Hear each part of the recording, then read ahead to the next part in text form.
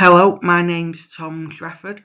I'm a PhD candidate at the University of Huddersfield, and today I'm going to give a short lecture on the Manchester and Salford Women's College, which was in existence from 1877 to 1883 and was the first institution to grant women access to higher education in Manchester. Throughout 1876, the Manchester Association for the Promotion of Education for Women considered the best way forward so that women and girls could have access to higher education in the city.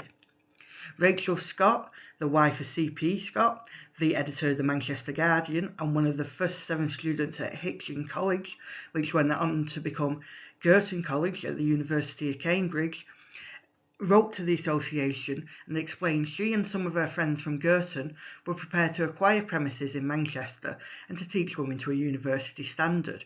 These courses would last 3 years with the hope of the students qualifying for a degree from the University of London. The association decided to reject Rachel's offer, instead preparing a memorial which they presented to Owens College in April 1876, requesting they accept women students on the same term as male students.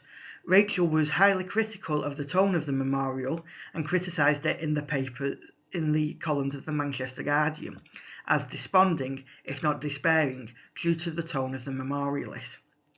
The same month, Owens College rejected the memorialist request as they believed accepting and teaching women and male students together would be detrimental to the education of male students. In response, Rachel obtained small premises at 223 Brunswick Street, Manchester, and persuaded lecturers from Owens College who supported women's right to higher education to teach women to university standard for the first time in Manchester. The first board meeting of the new college took place on the 17th of July 1877, with James Fraser, the Bishop of Manchester, appointed the chairman of the new college, while Rachel was appointed the Women's College's honorary secretary and was responsible for the day-to-day running of the Women's College. It's important to note at this point that the college's first term was for the academic year 1877 to 1878. Prominent Mancunians agreed to fund the Women's College, including the Bishop of Manchester and C.P. Scott, Rachel's husband.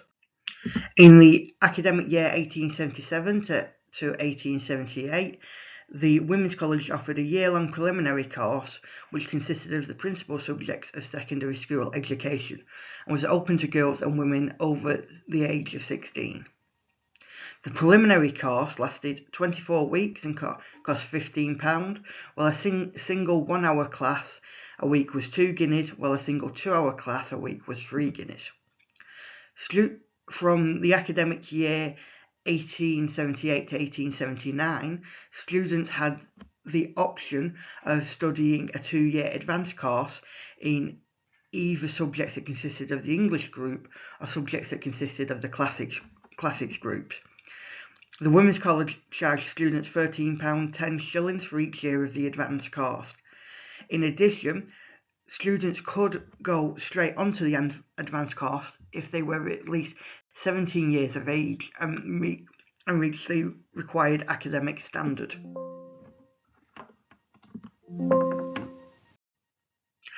The subscribers to the Women's College only initially agreed to carry on funding the college for 6 years. This resulted in the governors appointing a subcommittee in October 1880 that was tasked with deciding the quickest way women students could be awarded degrees by the University of Victoria, which is now the University of Manchester.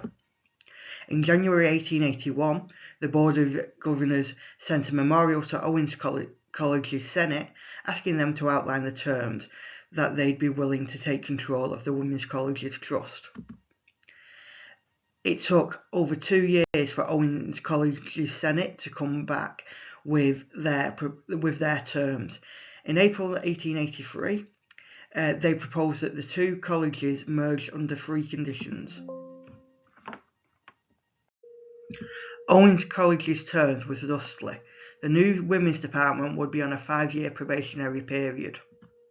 The Women's College's subscribers would provide £500 a year to fund the new department, which would require them to renew their subscriptions for a further 5 years. Owens College's Senate could close the women's department during or at the end of the probationary period without any recourse from the Women's College's governors.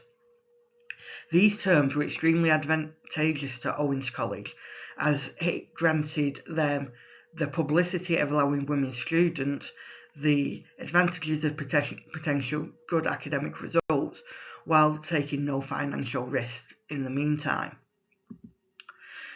The Women's College's subscribers voted to accept Owens College's Senate's terms on the 31st of May 1883. Owens College took control of the Women's College Trust on the 13th of June 1883. At the opening of the Women's Department, E.G. Broadfield, who had been one of the governors of the Women's College, paid tribute to Rachel's contributions to the college. Only those who worked with Miss Scott could understand the extent of the difficulties she had to contend with, and he had no hesitation in saying that the courage she displayed in overcoming the difficulties was only surpassed by her determination to adhere to thoroughgoing instructions. Despite the outrageous terms offered by Owens College, the story has a happy ending. The Senate upheld their side of the bargain, and the Women's Department survived the entire 5-year probationary period. In 1888, it was made an official part of Owens College. Thank you for listening to this short lecture.